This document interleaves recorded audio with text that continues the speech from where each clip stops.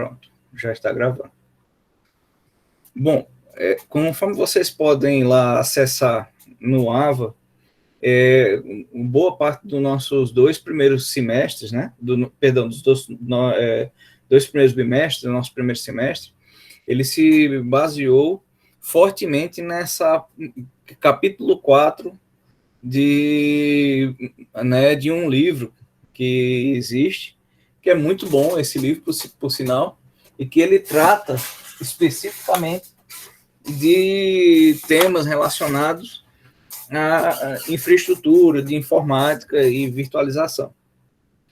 Então, esse capítulo é dedicado exclusivamente à virtualização. Ele foi desenvolvido por Alexandre Carissimi, do Instituto de Informática da Universidade Federal do Rio Grande do Sul, e é dele que a gente tem por base nosso primeiro semestre de aula.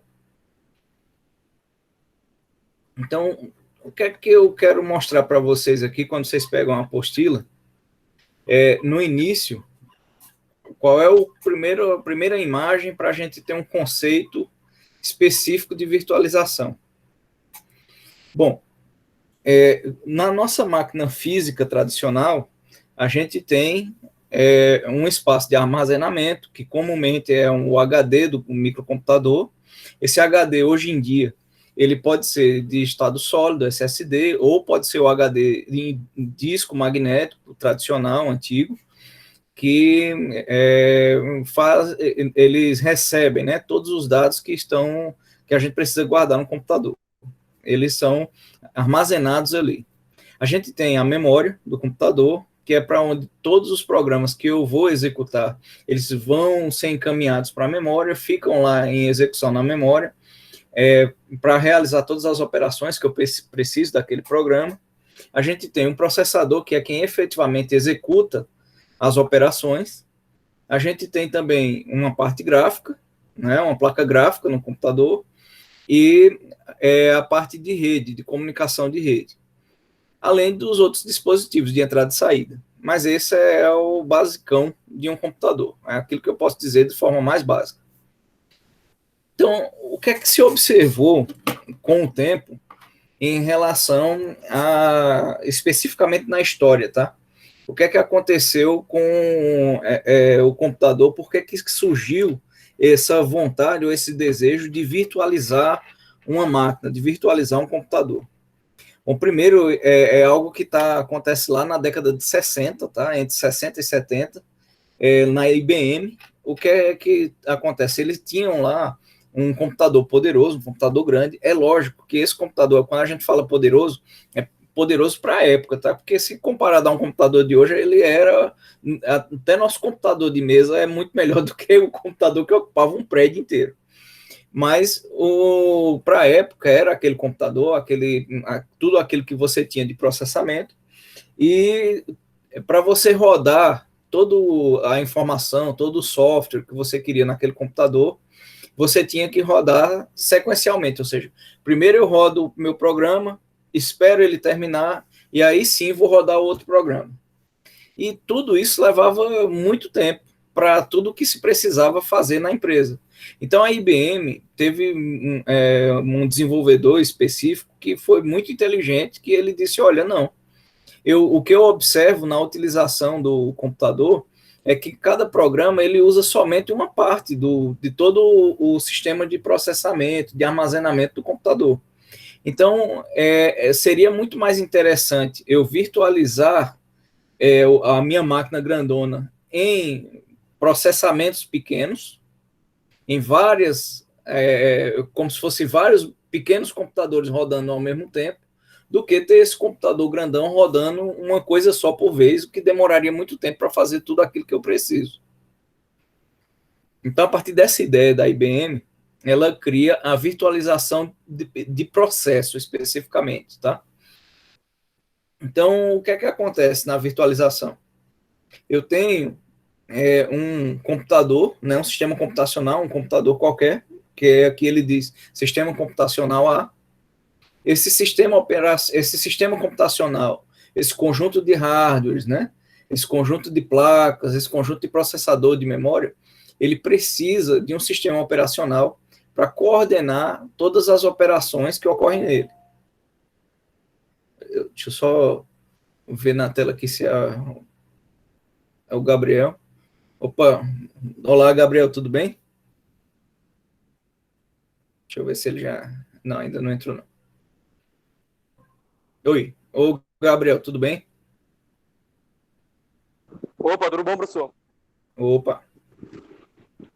Então, o que é que... Eu tenho um sistema operacional e a partir daí, isso numa máquina convencional, né?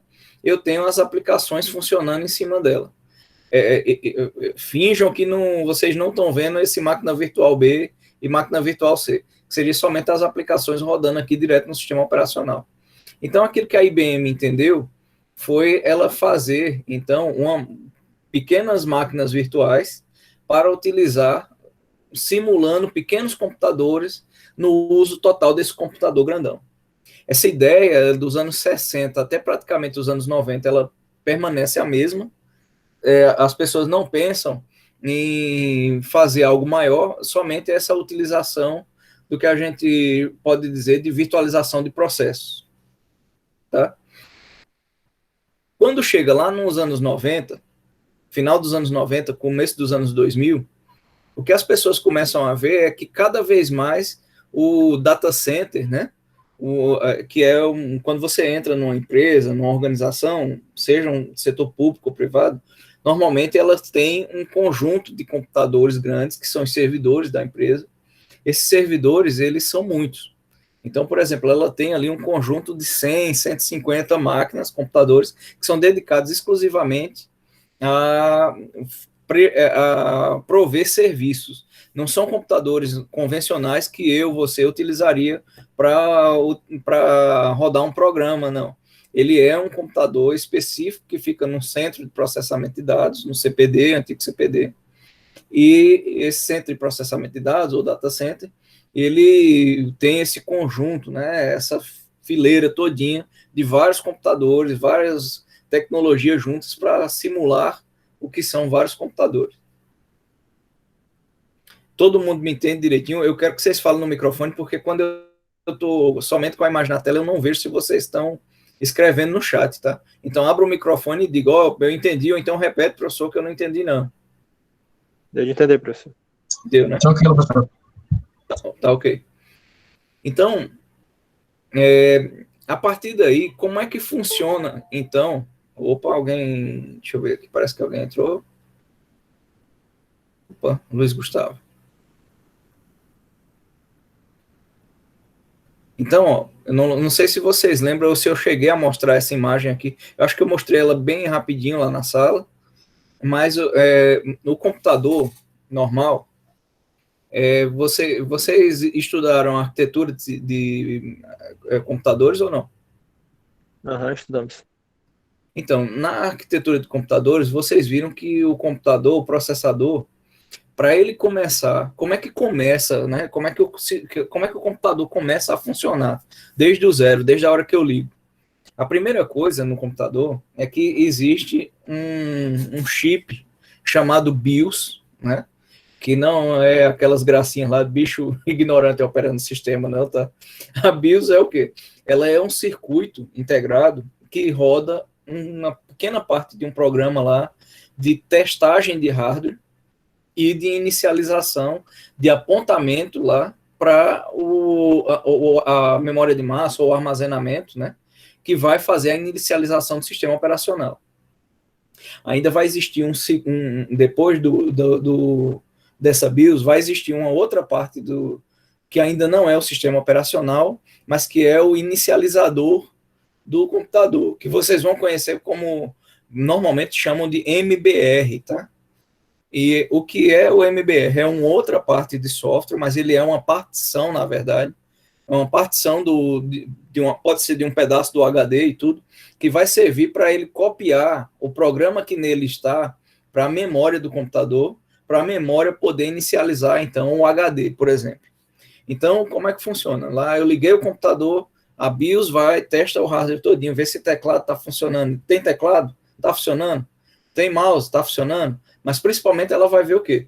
Tem processador? O processador está funcionando. Tem memória, memória está funcionando. Tem HD, HD está funcionando. Tem pendrive, pendrive está funcionando. Depois dela fazer essa checagem de hardware todinho, dá um endereçamento de memória, onde esses hardwares todos você pode interagir com ele, pode falar com ele, colocando posição de memória, sabendo qual é a posição dele de início e de fim. Ele vai e aciona o MBR, que é a inicialização para o sistema operacional, né? A ponte para o sistema operacional. O MBR, então, lá vai e aponta para uma região, ele se copia lá para uma região da memória, onde ele vai apontar também o HD, por exemplo, onde é que inicializa o sistema operacional a partir daí. Estando inicializado o sistema operacional do computador, ele vai utilizar fortemente essa pilha de registradores aqui, ó, onde tem, ó, tá vendo, ó, o PC e o SP. Quem lembra aí quais são os registradores PC e SP?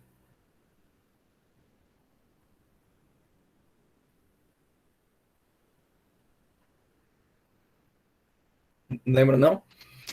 Bom, eles são os registradores. Um faz a contagem do programa, né? E o outro ele recebe temporariamente as informações, né, que está setada no momento nele, tá?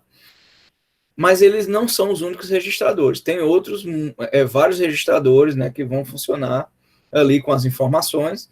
E aí o que se observou lá, o que o camarada desenvolveu lá na IBM, foi o seguinte, ó, ao invés de eu ter somente, ó, uma CPU física que tem os registradores, que é essa azul aqui, ó, quando eu aponto o mouse aqui, ó, para o azul, vocês estão vendo aqui onde eu estou apontando, né? Conseguem ver? Aham, tô vendo. Beleza. Então, o que é que ele pegou? O que é que a IBM pegou e fez essa virtualização do processo? Ó? Ela pegou e disse, peraí, eu vou copiar na memória, fazer uma cópia na memória do que é esses registradores do sistema, colocar aqui, e vou nesse P1, ó, setar o meu processo todinho e ficar trocando de informações com esse pedaço da memória, para quando o processo aqui for rodar dentro do microprocessador, ele carrega primeiro dentro dos ponteiros, perdão, dos contadores do processador, ele carrega isso aqui, ó, que está em memória, o estado, que a gente chama uma máquina de estados, né, um estado dos ponteiros, dos contadores, né, dos apontadores, ele copia lá para o processador o estado e ele começa então a rodar as informações que estão na memória referente àquele processo. Quando ele quer mudar de processo, ou seja, ele fez um pedaço desse processo, mas ele precisa processar uma outra coisa na sequência. Então ele vai aqui, ó, para o P2. Então ele vai copiar de novo, ó, o P2 para os ponteiros, né? Aqui, ó, para o processador e vai jogar o processo para que ele vá e continue de onde ele estava ou ele inicialize. Então isso se chama escalonamento. Ou seja, imaginem uma coisa, é como eu vou fazer uma função aqui, vou fazer uma comparação meio esdrúxula, mas para vocês entenderem direitinho. Imagine que eu estou com 6 telas de software abertas no meu computador. Então, como é que eu uso? Eu abro uma, faço uma atividade, fecho, minimizo, né, aquela tela, não fecho, minimizo ela, abro a outra, faço a outra parte da atividade, copio a informação de um para outro, e vou fazendo assim, alternando as telas. Aqui, ao invés de alternar a tela, eu estou alternando processamentos. Tá? Então, é através dessa forma aqui de virtualizar os processos, ou seja, ele pegou aquilo que existia fisicamente, transformou em uma tabelinha dentro da memória, de uma forma virtual, e viu que ele poderia tratar todos esses processos, congelar o processo, voltar a utilizar o processo, e alternar entre vários processos ao mesmo tempo, cada um na sua vez, no escalonamento do sistema operacional. Então, a partir daí, o sistema ele pode ser efetivamente multiprocesso e multitarefa. Tá? Aqui é um exemplo dos processos e a pilha, né, de processos aqui que está dentro. Todo mundo tranquilo em relação a... Por enquanto é a explicação, antes de chegar na máquina virtual, de como acontece o funcionamento natural do computador. Me responde aí no microfone, tá ok? Tranquilo. Tá ok, professor. Ok. Então, ó, a partir daqui, ó, nessa figura aqui, a gente vê, ó, quais são as interfaces genéricas de um sistema de computação, de um computador, né? Eu tenho, então, ó, um processador, tá certo? Ó, que é tudo, conforme eu tinha dito para vocês, até mesmo eu acho que foi hoje de manhã, para quem assistiu lá na nossa aula, o computador, no final das contas, ele faz operações matemáticas apenas. Professor, mas como é que ele opera gráficos e um monte de coisa? Sim, gráficos, tudo, são operações matemáticas também. Então, é por isso que a gente tem o processador, ele contém principalmente uma unidade lógica aritmética. Opa, alguém caiu aí? O Leandro.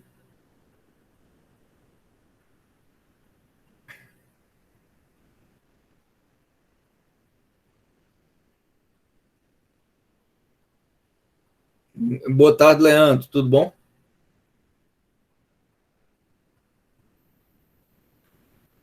Tá. Então, eu tenho aqui o processador, tá? Eu tenho os acessos, ou seja, as interfaces aqui, ó, de acessos de quê? Sistema operacional, algumas são privilegiadas, outras são não privilegiadas. Eu quero que vocês leiam depois, porque vai ser objeto de uma pergunta a respeito de interface privilegiada e não privilegiada aqui na apostila, tá? Eu tenho, então, o sistema operacional acessando essas interfaces físicas, né, que vão até o processador inicialmente. Tem o quê? A chamada de sistema através, por exemplo, das bibliotecas das aplicações. Então, elas fazem chamadas no sistema operacional que vão se refletir no processador, através dessas interfaces aqui. Essas bibliotecas, elas têm também a interface aplicativa, ou interface da aplicação, que é a API. A aplicação, no final das contas, é que é o software, o programa principal que está rodando, tá? E ele utiliza os subprogramas que a gente comumente chama de bibliotecas, né? Que são aquelas bibliotecas que a gente precisa falar, seja com um periférico, seja também com o próprio sistema operacional ou partes do sistema operacional, ou mesmo mandar informações para o processador. Só que também, através de interface não privilegiada, a aplicação ela pode conversar diretamente com o processador, tá vendo? Ó, nessa curvinha aqui amarela, sem precisar utilizar bibliotecas. Tudo vai depender do que a gente está escrevendo no código da gente, dentro do programa. Tá? A única coisa aqui nessa imagem que é um pouquinho confusa aqui é porque sempre uma aplicação ela nunca vai rodar diretamente com o processador, ela vai rodar em cima do sistema operacional. Acho que é porque eles fizeram aqui para simplificar. Assim como também a biblioteca, ó, ela pode ter um contato direto aqui, mas é através das interfaces com o sistema operacional no processador. Então ele diz, ó, o elemento central do computador é o seu processador. Cada processador tem um conjunto de instruções de máquina, ISA, que pode seguir um determinado padrão. Por exemplo, existe um padrão Intel, existe o AMD. Existe também, tá? Esses aqui são os x86 que a gente chama, tá? Eles são tradicionalmente os computadores de mesa. Já os que são as interfaces que estão no computador de vocês, no celular de vocês, é uma outra interface chamada ARM, tá? É uma outra arquitetura, que ela normalmente, tradicionalmente, ela é mais leve e ela precisa de menos energia para trabalhar. Por isso que o celular consegue ser pequenininho. Então, ó, que fabricam então esses processadores. Aqui a Intel, por exemplo, e a AMD fabricam seus processadores. A segunda interface que ele mostra lá então em instruções de máquinas que não são privilegiadas, ou seja, são aquelas instruções que elas não podem parar diretamente o processador, ou seja, elas vão precisar entrar ali num processo de espera, tá? Vamos lá para agora entrar em virtualização mesmo. Então,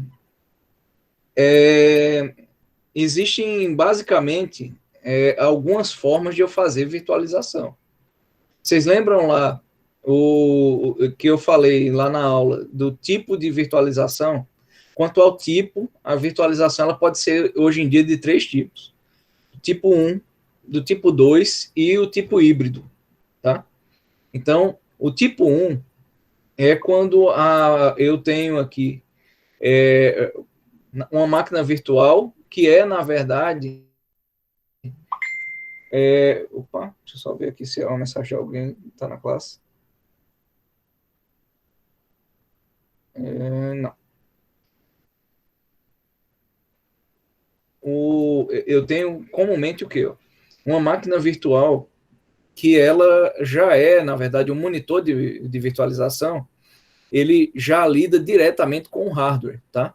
Então, no tipo 1, eu não preciso ter necessariamente um sistema operacional que seja padrão de mercado. Eu tenho um sistema, na verdade, que ele é específico para aquele hardware, tá?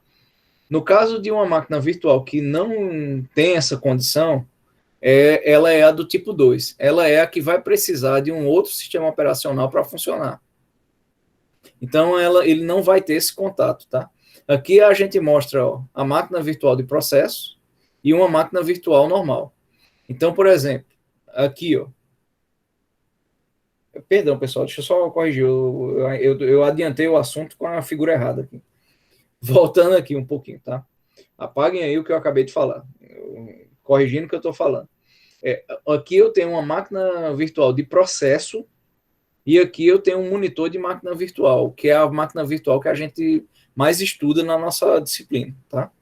Aqui na máquina virtual de processo, observe que eu tenho um hardware com um sistema operacional tradicional e eu tenho, então, né, uma virtualização especificamente do processo para acessar o processador. Então, o que é que acontece? Né? Uma aplicação ou várias aplicações, elas vão acessar o processo de forma virtual do processador, fazendo aquela separação lá dos apontadores, né, dos contadores de instrução, dividindo o processador, escalonando o processador. Aqui na máquina virtual tradicional, que a gente vai estudar, que não é a máquina virtual do processo, a gente tem, entre o hardware e o sistema operacional e a máquina virtual, né, em si, a gente tem, uma outra máquina virtual, tá? Então, é a máquina virtual que vai estar instalada em cima do hardware. Normalmente, essa aqui é uma máquina do tipo 1, tá? E ela, sim, dentro dela é que eu vou ter um sistema operacional instalado, tá? Vai haver uma figura na frente que a gente vai entender isso melhor. Então, os tipos de máquina virtual em relação ao seu sistema hóspede e hospedeiro, deixa eu ver se ele já falou aqui.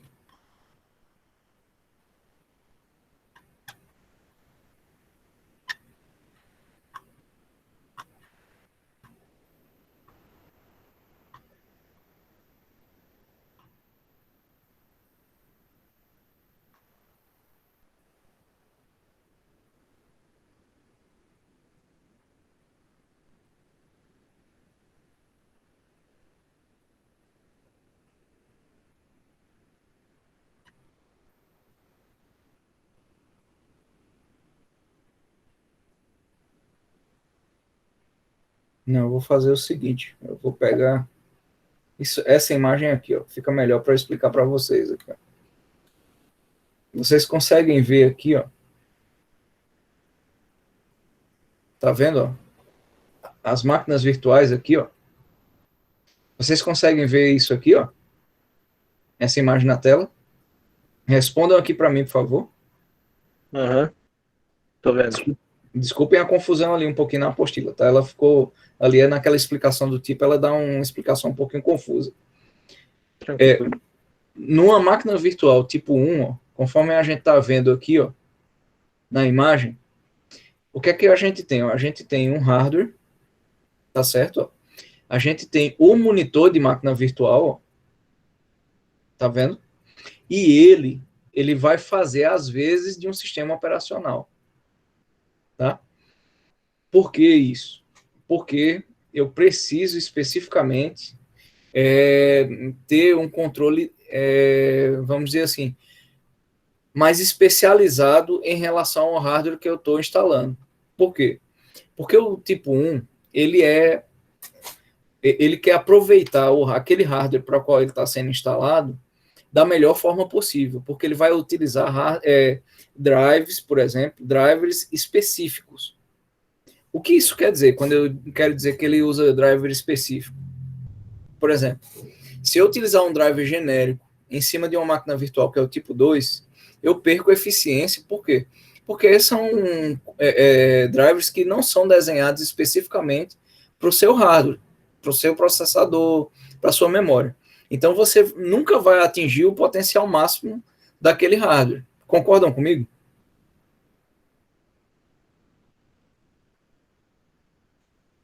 Alguém se manifeste, por favor. Sim, professor, sim. Tá. Então, o que é que vai acontecer? Quando eu tenho aqui um monitor, ele faz às vezes do sistema operacional, e aí sim eu tenho isso aqui, guest, em inglês é convidado, né?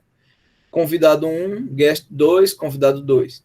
Então, aqui eu posso ter instalado um sistema operacional aqui dentro também, separado. Aqui essa máquina 1 pode ser o Windows e aqui pode ser o Linux. Mas a máquina virtual aqui, o monitor de máquina virtual, ele vai ser específico aqui de acordo com esse hardware que ele está instalando. A gente vai ver depois uns exemplos, né, de tecnologias que são específicas para isso, tá? Aqui eu tenho, desse outro lado aqui, ó, as máquinas virtuais do tipo 2. Por exemplo, o nosso VirtualBox, ele é uma máquina virtual do tipo 2. Ele é um monitor de máquina virtual do tipo 2. Por quê? Porque ele tem o hardware normal, convencional. Ele tem o sistema hospedeiro, o sistema operacional hospedeiro. E ele, como software, ele está instalado nesse sistema operacional da máquina hospedeira. Tá? Então, aí eu tenho então a máquina virtual hóspede e dentro dela eu vou utilizar drivers, né, de comunicação genéricos aqui dentro para se comunicar com o sistema operacional. Aí você pode me perguntar, professor, mas se o tipo 1 ele é mais eficiente, prestem atenção nisso que eu vou falar agora, tá? Isso vai ser objeto de uma pergunta. Mas se eu sei que se eu sei que o tipo 1 é mais eficiente, e ele tem todas essas vantagens, por que que eu, então, criei o tipo 2, já que ele vai utilizar drivers genéricos e eu vou ter que instalar um sistema operacional em cima de outro sistema operacional da máquina física? Bom, tem um detalhe, tá? No tipo 1, esses sistemas operacionais aqui instalados, eles são também específicos, ou seja, eles são especializados. Ele não é o sistema operacional que eu instalo em qualquer computador, porque ele é desenhado também, ele foi modificado para rodar em cima da máquina virtual específica e do hardware específico. Tá? Não tanto do hardware, mas mais principalmente da máquina virtual específica. Já quando eu tenho essa configuração aqui, ó,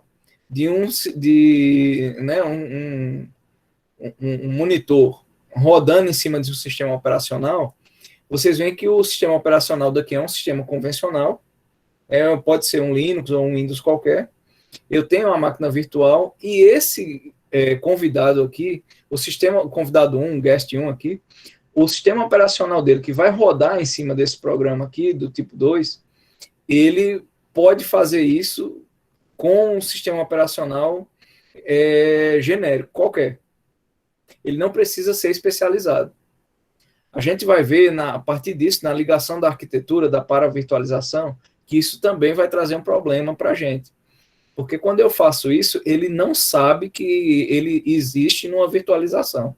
Esses daqui, eles sabem que existe, tá? E aí, depois, com o tempo, se criou, então, a situação de híbrida, né?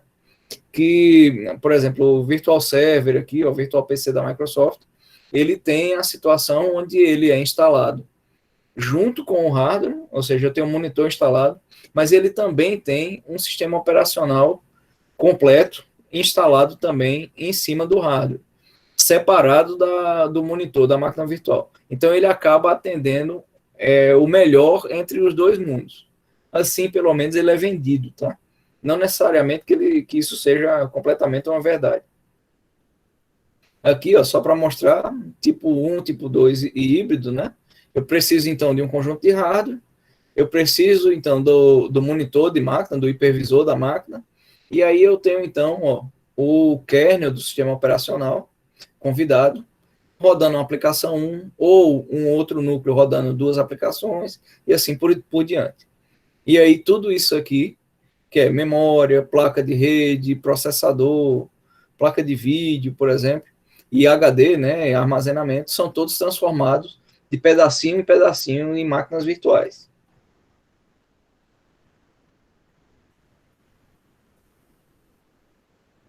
Bom, vamos então agora voltar lá para a apostila. Professor, Oi. você vai passar com o trabalho? Como? Você vai passar trabalho? Sim. O que é que eu vou combinar com vocês? Ainda hoje, tá? Até o final da noite, até a meia-noite de hoje, como é que vai ser nossa avaliação? Eu não vou passar uma prova lá para ser no dia, lá para ser sábado que vem, por exemplo. Esse sábado próximo agora. Eu vou passar, na verdade, um questionário entre 6 e 8 perguntas no máximo. Vocês vão responder essas perguntas e vocês vão ter até o dia 13 para enviar esse questionário. Esse questionário vai ser um questionário que vai estar lá as perguntas lá, e vocês vão fazer ele em PDF, fez o arquivo PDF, e vai lá no recebimento de atividade, como a gente fez nas outras lá. Tá? Então, qual é a única alerta que eu faço? Não tente enviar depois do dia 13, porque não vai conseguir. E perdeu, não enviou até o dia 13, perdeu a recuperação, e aí vai ser reprovado, tá? Nesse semestre. Então, pelo menos nesse sentido, eu peço a vocês, ó, pelo esforço de vocês, de já estarem vendo a aula, que vocês participem direitinho, tá? Não abandone esse negócio aqui, não deixe de fazer. Mas vocês vão ter esse tempo todinho, na verdade. Vocês vão poder pesquisar a resposta tanto na internet, quanto nessa apostila, quanto nos vídeos também, que a gente viu durante o primeiro semestre. Tá ok? Tá ok, professor. Obrigado. Porque a intenção é que eu quero que dê tudo certo para vocês, eu quero que vocês passem direitinho, somente a gente tire todas essas dúvidas que possam ter ficado a respeito de virtualização, tá? Então, aqui, ó, a partir daí, depois de definir os tipos de virtualização, a gente tem virtualização quanto à arquitetura, tá? Então, a gente tem virtualização total e paravirtualização, que são os dois paradigmas principais, né? São as duas ocorrências principais quando a gente vai lá ver uma virtualização no mundo real. Então, a definição que ele dá, ele diz, ó, a implementação de máquinas virtuais de sistemas ou monitores de máquinas virtuais, os VMMs, podem ser obtidas através de duas técnicas, que eu chamo também de duas arquiteturas. Ou virtualização total, completa, como é conhecida, ou a paravirtualização. A virtualização total, conforme vai ter uma figura 4.5, consiste em prover uma réplica virtual do hardware subjacente, o hardware que está sendo virtualizado, de tal forma que o sistema operacional e as aplicações podem executar como se estivessem executando diretamente sobre o hardware original. A grande vantagem dessa abordagem é que o sistema operacional hóspede, aquele que eu vou virtualizar, não precisa ser modificado para executar no monitor de máquina virtual. No entanto, essa abordagem tem alguns problemas, alguns inconvenientes. O primeiro deles é que, dada a diversidade de dispositivos existentes que compõem o computador, é muito difícil implementar uma máquina virtual que imite o comportamento exato de cada tipo de dispositivo. Então, a solução, então, ela vai consistir em prover na máquina virtual, no monitor de máquina virtual, o suporte a um conjunto genérico de dispositivos, ou seja, ela tem drivers genéricos para entender o que é uma placa de vídeo, o que é uma memória, o que é um armazenamento. E, tipicamente, cada monitor de máquina virtual possui um teclado e mouse PS/2, né, do tipo que tem, uma unidade de flop disk, um controlador de IDE, que é para se conectar com HD, CD-ROM, os dispositivos ATA, né, portas seriais e paralelas, assim como uma placa gráfica padrão e placa de rede. Então, ela tem um ambiente genérico. Sendo assim, na virtualização total, pode-se ter uma substituição de um recurso de hardware real. Segundo, por não ser modificado, as instruções executadas pelo sistema hóspede devem ser testadas no monitor de máquina virtual para saber se elas são, então, sensíveis ou não. O que vai representar, então, o custo de processamento. Esse processamento ele poderá ser mais alto do que o normal, se fosse na máquina real, ou ele vai se manter da mesma forma. Tá? Terceiro problema, a implementação do monitor, ele, com virtualização total, ele deve controlar alguns problemas técnicos devido a uma forma de sistemas operacionais conforme eles são implementados. Por exemplo, o sistema operacional convencional, Linux ou Windows, implementa a memória virtual através de paginação. Há toda uma gerência de alocação, liberação e controle de acesso às páginas que devem ser respeitadas. Grosso modo, é necessário converter o espaço de endereçamento do sistema hóspede para um sistema real, disputando, então, mais recursos com o sistema hóspede. O que é que ele quer dizer com isso? Como vocês entenderam que o sistema operacional na virtualização total, ele não sabe que ele está virtualizado. Ele acha que ele está instalado num computador físico. E para isso ele faz a alocação de memória por paginação normal, como se ele tivesse numa máquina física. Ao fazer isso, a máquina que recebe ele, que é a máquina hóspede, que ela sim tem um sistema operacional instalado ali no hardware, ela também faz a alocação de memória para paginação. E isso cria, então, criaria um conflito de sobreposição.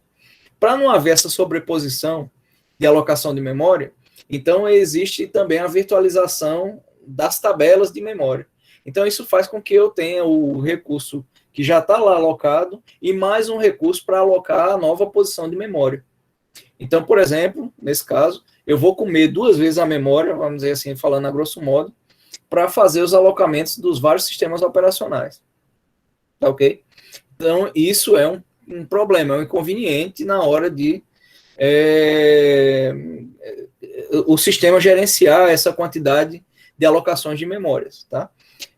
Conforme as máquinas vão ficando mais modernas, mais rápidas, diminui mais esse problema.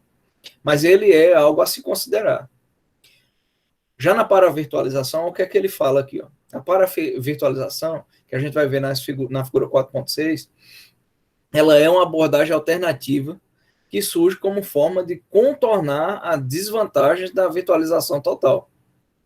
Nessa abordagem, o sistema hóspede é modificado para chamar um monitor de máquina virtual sempre que for executada uma instrução ou uma ação considerada sensível.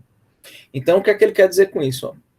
Ele diz o seguinte, o sistema operacional novo, modificado, ele foi criado para entender que ele pode executar uma série de coisas que não são sensíveis diretamente, tá certo? Sem precisar disputar com o monitor de máquina virtual, então ele age direto como sistema operacional, e ele somente vai chamar coisas específicas, sensíveis, aí sim é que ele vai chamar a aplicação do monitor de máquina virtual. Então isso faz com que ele otimize, ele não precisa usar camadas de recurso, ele utiliza somente a camada adicional para as coisas sensíveis. Para que tudo aquilo que não é sensível, ele continue funcionando normal, como ele funcionaria, para simplesmente o sistema instalado numa máquina física. E isso diminui, então, a utilização de recursos. Então, ele diz, ó, dessa forma, o teste por instrução não é mais necessário. Então, eu tenho instruções que vão passar direto, não tem problema nenhum, porque ele já sabe que é tranquilo, e tem outras que aí ele sabe que são sensíveis, aí sim, ele vai tratar elas de forma especial. Além disso, na paravirtualização, os dispositivos de hardware são acessados por drivers pelo próprio monitor de máquina virtual. E não mais através do sistema operacional que ia para o monitor, que ia para o outro sistema operacional. Então, aqui, ó, eu tenho aqui, ó, a virtualização total, onde eu tenho o hardware, o monitor, ou seja, a máquina virtual 1 com outro sistema operacional aqui dentro, além do que é considerado, vamos dizer assim, esse monitor de máquina virtual aqui, ele é como se fosse um sistema operacional. Ele não é porque não é completo, mas ele é quem trata e lida com o hardware todinho do computador. Então, ele é uma camada de software instalada acima do hardware, onde os sistemas operacionais vão vir através dele para poder acessar o hardware. Então, eu tenho, ó, a máquina 1, a máquina 2, cada uma delas tem um sistema operacional e é original, não é modificado. Tá certo? Ó? Junto com cada um com suas N aplicações que estão em cima do sistema operacional virtualizado. Já na máquina de processo, olha, prestem atenção que parece que a imagem é igual, né? Não é por causa desse canalzinho aqui, ó. Tá vendo que nesse canal se consegue... Opa! Só ver se essa chamada é do...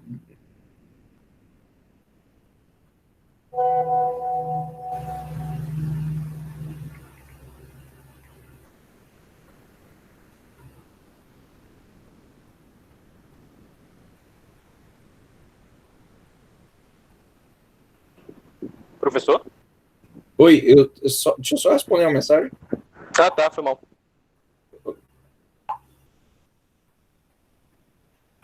Tá.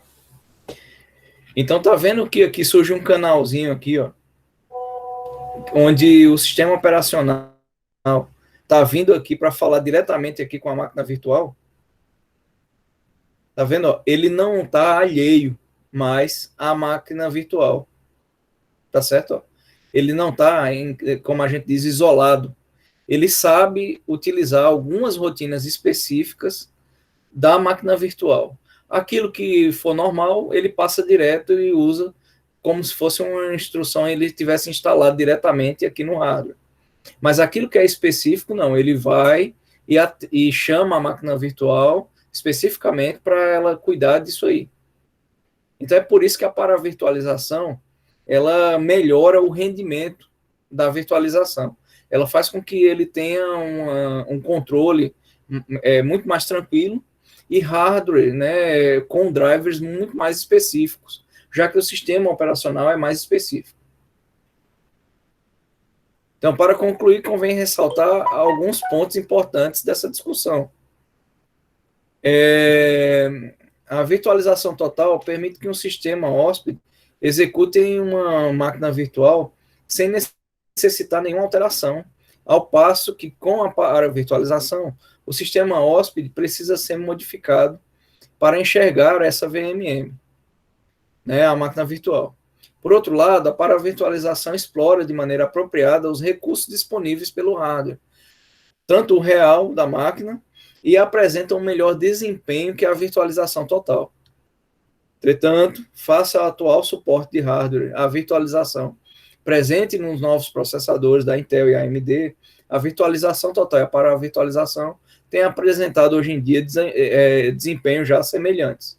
A análise apresentada, né, pela ZenSource 2008 consistiu em executar benchmarks que são softwares, processos que rodam e fazem testes com algumas rotinas específicas para que ele possa comparar tanto um tipo de virtualização com a outra, e a partir daí eles mostram que as cargas de trabalho similares têm, então, apresentado resultados similares nos data centers. Falar um pouquinho, então, de emulação e simulação. Tá? A primeira coisa que eu quero falar é sobre emulação. Tá? Emulação, ela ocorre ali... Se lembra quando vocês utilizam...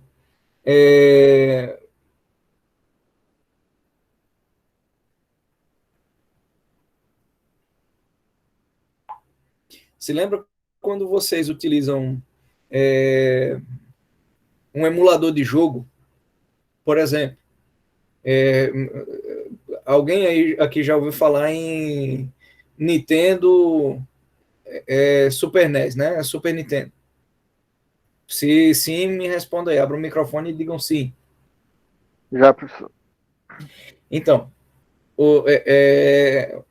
antigamente, na minha época lá, quando a gente não tinha ainda uma forma de emular, eu precisava comprar o console lá, sei lá, por seus hoje 400 mil reais, comprar o cartucho e jogar somente no console.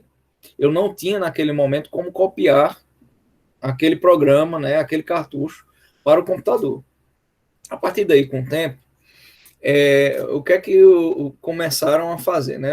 As pessoas começaram, principalmente analistas, desenvolvedores, engenheiros elétricos e tal, que gostavam do hobby e viram que pararam de ser vendidos os equipamentos, e eles então começaram a decodificar, ou seja, eles iam lá e viam como era a estrutura de hardware e de sistema operacional lá do Super Nintendo, do Mega Drive, do Master System. E eles então criavam um emulador. Então esse emulador, ele consiste numa máquina virtual, um sistema operacional que é o equivalente a um sistema operacional, né, que roda lá e que pode interpretar os cartuchos. Os cartuchos também, eles são comumente gravados numa memória, tá? Então essa memória que está lá, uma memória fixa, né, depois de gravada, essa memória eles faziam então a leitura de todos os bytes daquela memória, pegavam ela e jogavam num arquivo de emulado, e aí esse arquivo, ao ser carregado na interface de software lá que ele criava, a partir dessa máquina virtual, ele passa então a rodar o jogo do videogame. Então, essa é uma prática muito normal hoje em dia, né? Vocês têm muito esses emuladores e basicamente é isso. Ele faz uma então emulação no computador daquele sistema operacional que eu estou chamando de sistema operacional, mas no videogame é um pouquinho um pouquinho mais nível hard mesmo, é mais hardware do que um software em si. Mas tem, obviamente, lá um software lá, tanto que a gente consegue ver as informações que estão lá na tela. Principalmente esses antigos, né? Já um simulador, aqui, ó, olha o que é que ele diz aqui, ó. Um simulador é um programa que implementa um modelo de sistema, recebendo parâmetros de entrada e condições iniciais de contorno e serve para auxiliar na predição e análise de comportamentos do sistema simulado. A simulação computacional tem sido uma técnica bastante importante em várias áreas, como física, química, geociências, biologia, entre outras. Um tipo especial de simulação é a interativa, onde um agente externo humano participa do laço de simulação, introduzindo eventos e reações que servem como parâmetros de entrada para um modelo. Esse é o caso dos simuladores de voo, por exemplo. Aí, embora seja um jogo, né, uma aplicação, o Flight Simulator, por exemplo, ele virtualiza um cenário lá, que está lá programado, ou seja, ele é renderizado lá, e a partir dos parâmetros que você está colocando no computador, ele então toma decisões e tenta simular como se fosse o comportamento na vida real. A emulação, né, ele é um esforço para imitar ou tentar seguir o exemplo de alguém. Nesse caso, eu dei o exemplo lá do videogame. O simulador é um programa que cria uma camada de software entre uma plataforma hóspede e a plataforma hospedeira. Quem é aqui a plataforma hóspede seria? Seria a plataforma Super Nintendo. a plataforma hospedeira vai ser um Windows, vai ser um Linux.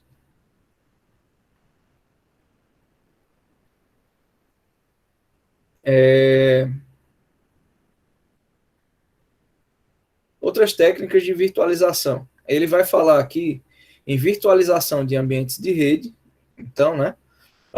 Em ambientes de rede, na forma como estamos acostumados a pensar, a técnica de virtualização, ela encontra emprego na implantação de serviços de internet e na própria infraestrutura de rede.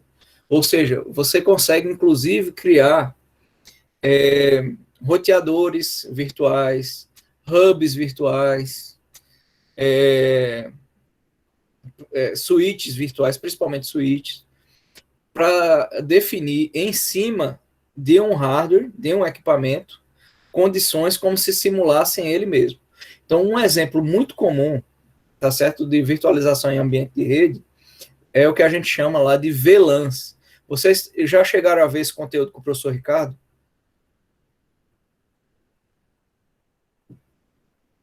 Alguém? Abram aí o microfone. Não lembro não, professor. Não? Virtual LAN ou LAN virtual? Não lembro também, não, acho que não. Não, bom, então provavelmente vocês vão ver agora no segundo semestre. Que vocês estão vendo o Rede 2, né? Isso. Ele deve explicar até o final desse semestre, então deve ser o assunto agora desse próximo semestre. Eu vou explicar bem simples, ele é que vai explicar bem detalhado mesmo, mas é assim, imagine uma coisa. Eu tenho um switch, vocês sabem para que serve um switch, né? Beleza? Abre o microfone e diz que sim, pelo amor de Deus. Sim. Porque quando vocês não abrem o microfone, minha gente, eu digo pelo amor de Deus por isso. Porque eu fico achando que ninguém está me ouvindo, tá? Porque já que eu estou com essa tela aqui.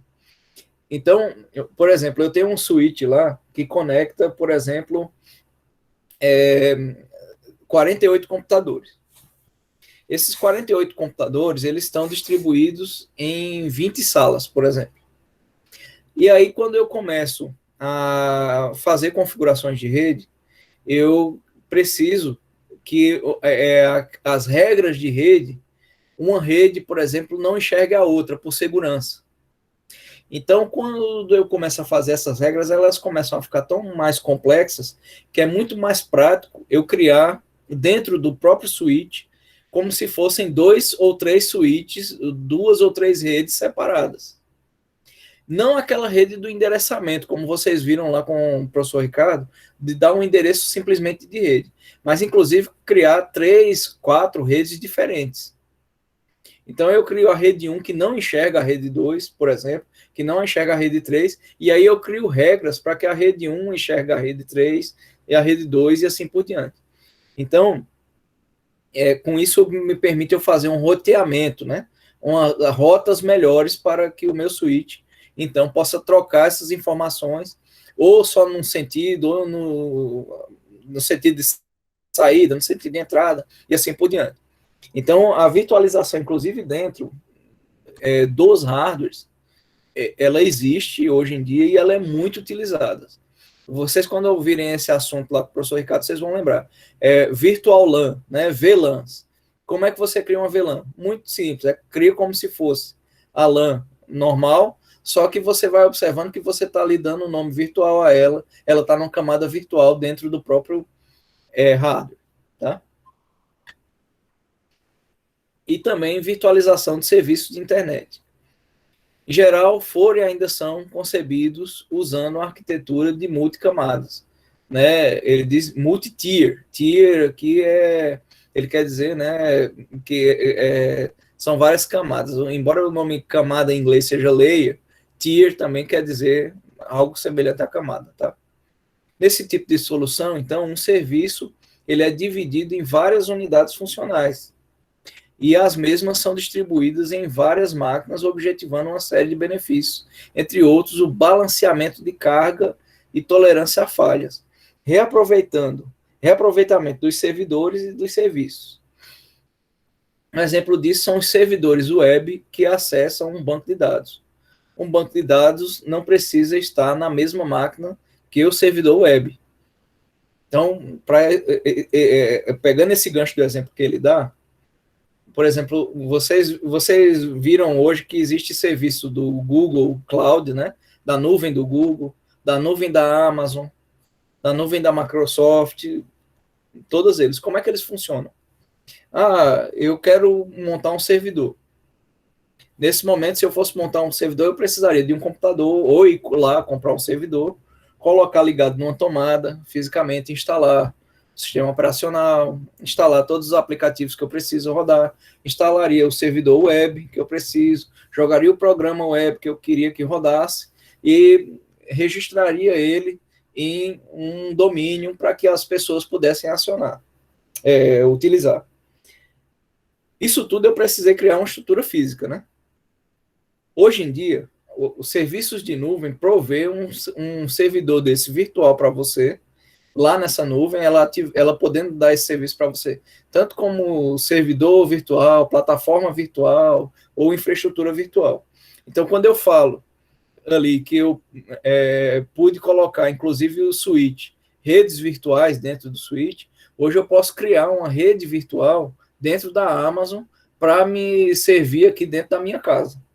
Para vocês verem e terem uma ideia como a virtualização é incrível. Então, basta que eu faça uma conexão, aqui uma configuração, seja no meu computador, por exemplo, ou no próprio meu roteador, com o serviço da Amazon, que eu contratar lá. Lá eu faço as configurações e configuro, então, meu roteador. Quando receber uma chamada para ir para um determinado site, eu pego ele, roteio lá para a Amazon, que vai ter minha regra lá no meu switch, e vai cumprir as rotas direitinho para o que eu quiser. Seja para uma rede privada, uma VPN, seja para um outro conjunto, para outro país, para alguma coisa assim, nesse sentido. Então, eu não preciso mais fazer essa compra física do computador. Eu posso comprar o serviço da Amazon, que vai me custar, sei lá, R$100 por mês, 200, 300, 1.000, depende do volume de uso que eu vou fazer lá.